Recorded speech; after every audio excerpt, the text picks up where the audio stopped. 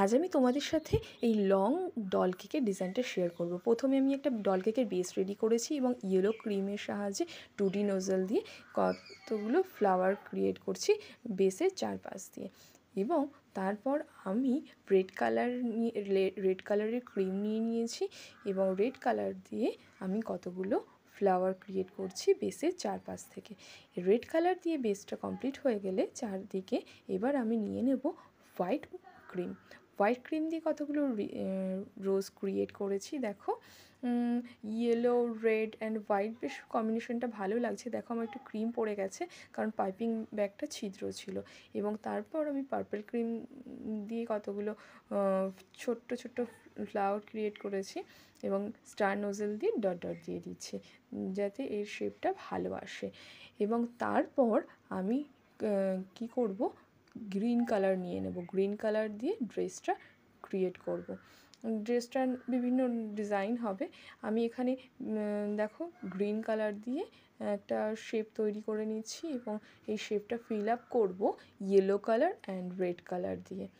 দেখো ডিজাইনটা তোমাদের পছন্দ হয় কি না। এখন খুব একটা ভালো লাগছে না, আশা করি পুরোটা কমপ্লিট হয়ে গেলে ভালো লাগবে। এবং স্টার নোজেলের সাহায্যে আমি উপরে গাউনটা কমপ্লিট করেছি। এবার কিভাবে আমি ডলের ড্রেসটা করব, প্রথমে আমি ডলটাকে নিয়ে ডলের ড্রেসটা কমপ্লিট করব, না হলে আমার ডলের ড্রেসটা করতে ভীষণ সমস্যা হয়।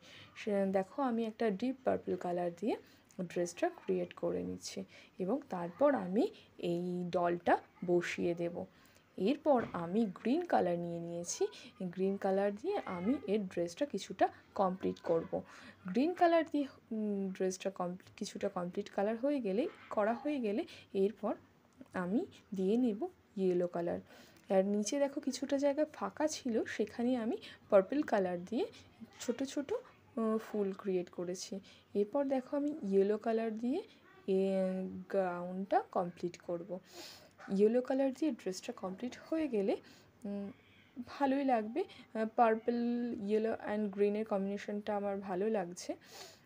এখানে কিছু কিছু জায়গায় ফাঁকা আছে, সেই ফাঁকা পূরণ করার জন্য আমি কখনো বা স্টার নোজেল ইউজ করেছি, কখনো 2D নোজেল ইউজ করেছি, বা কখনো পাইপিং ব্যাগের সাহায্যে ডিজাইন ক্রিয়েট করে ডলটা ফিল আপ করেছি।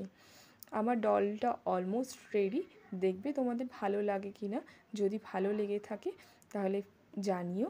আর ডলটা মোটামুটি রেডি হয়ে গেছে। দেখো আমার এই ডলটা যদি তোমাদের ভালো লেগে থাকে, যদি কোনো অসুবিধাও থেকে থাকে তাও আমাকে বলবে।